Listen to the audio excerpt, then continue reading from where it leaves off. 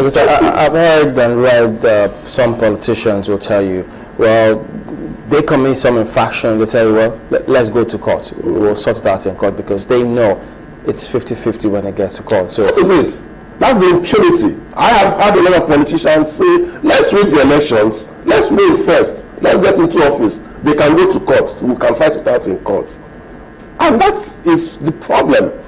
Because the positions are so lucrative, the positions are so, you become affluent, you become influential, you become wealthy as soon as you become a public official. So they just want to get in there and use state money, use common party money to fight their cases. From what you saw, can INEC or could INEC have done much more than they did? Yes, a whole lot more. I think INEC wasn't prepared well enough, and they wanted us to believe that they were well prepared. I don't think INEC was absolutely well prepared. What more could they have done? That card reader situation ought to have been taken in stages. There has to have been a gradual introduction of the card reader system into the electoral process. You know, maybe test it out in local government elections, state by-elections, or mid-term elections, or something before coming out in full force with it. Well, anyway, now some Nigerians will disagree, saying that, well, it's as important as any other election. Yes. The grassroots governance, as well as even the state and the national election is the same. So there must be a first cause, and that's the starting point. But in going forward, I'm taking from where Chimla left off, how can we better, you know, have a process that would see less of what you saw in Imo State? Because I'll still go with Mark for loads of they believe for somebody they believe that it's quite different from what you have just painted. So how would you love to see us go to have a better process in the years to come? I have said it. There's something I failed to mention. In Bayelsa and other states coming. Yes, there's something I failed to mention. You realize that there was a lot of underage voting. In Imo State? Not in Imo State. But you were not in other places. Of course, the pictures are there. We have news reports. Wait, it's in the public spaces. Underage voting in Lagos State? Underage voting, not I didn't say in Lagos State, across the country. Did you get the report from Lagos State? No, yes, I got reports from Lagos State, but I didn't get underage voting. What did you get from Lagos State? In Lagos State, I got reports of money sharing in Lagos State. In polling booths, monies were shared. People were giving money. As strong as you come is as more money as you can get. And that is a violation of the Electoral Act. That was the only report. That's one of the reports I got in Lagos. Okay. Yes. So the reason I asked this is, were there only negative reports that you got? There was nothing good about these elections. Well, you want to paint a pessimistic picture. I don't think one can say that there was nothing good out of yes, I want to. That's what you That's what you painted so far. I can assure you that my impression about the election is that we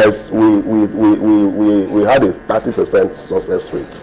And that 30% across board. You from my personal, of course, that's hasty. We shouldn't wait for the next report. How the people vote and what happened. I have painted this picture to you. You see, INEC has a structure, and there's a reportage structure from the down ladder up to the top.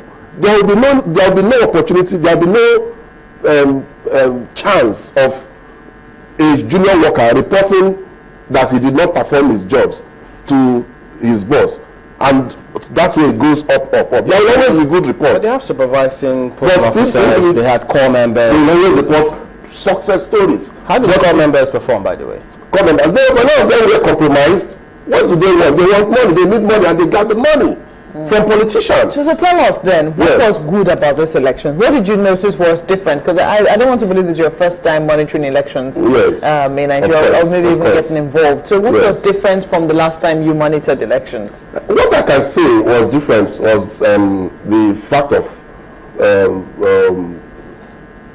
fact that the president, the commander-in-chief, President Goodluck Jonathan, accepted defeat and congratulated the winner. You see, in my view, and I am entitled to that view, the president must have been aware that his party PDP also engaged in rigging, but APC outrigged them.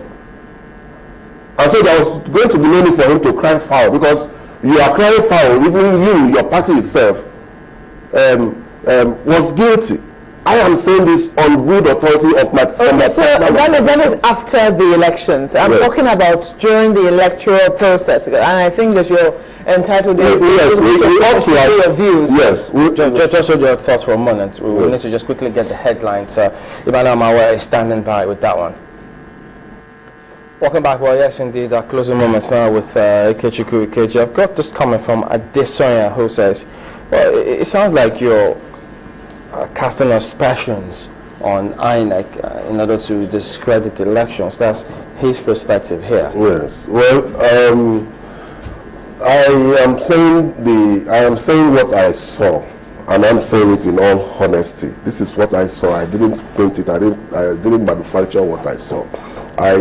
All that I'm saying is what I saw. But I'm not casting aspersions on INEC. Yes, that you were speaking about for INEC, how they will eventually report to the top hierarchy what they saw. Yes. They also had officers who were supposed to check what was going on in some stages, like the supervising polling officers, because if you're even saying... What are you talking about, supervising polling officers? When these supervising polling officers have been... The RACs were also have been, I don't know about the RECs or the state returning officers, how far they would have been compromised. I can't tell about that. But I know that the electoral officers are the lower level. Most of them were compromised. They were giving money. I am not hiding my mouth in saying it. I saw it. I know it. They were giving money across board by all the politicians. But the NYC always says that their members have been warned, they performed. That is a corporate statement. It has nothing to do with individual attitudes or individual actions. And that's why I was asking. So, for you, what was good about these elections? Well, I've been searching my mind to see the good in all of the election. The only good I have seen is that there was peace post-election, and that made us have. What do you think, resulted in that peace? Do you think that there would have been peace if people did not think that this was generally a fair representation of what they wanted? You see, before you rig an election, you must also be popular.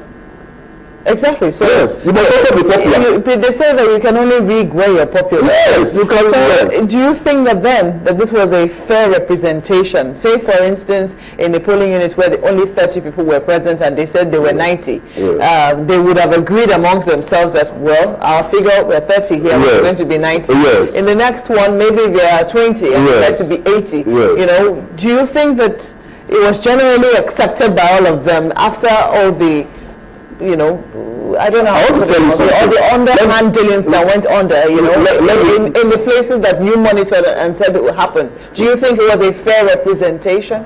I don't think so. I have been saying it. What I have said is that winners outrigged the losers. That's, I'm sure, it's a sweeping enough statement to tell the story.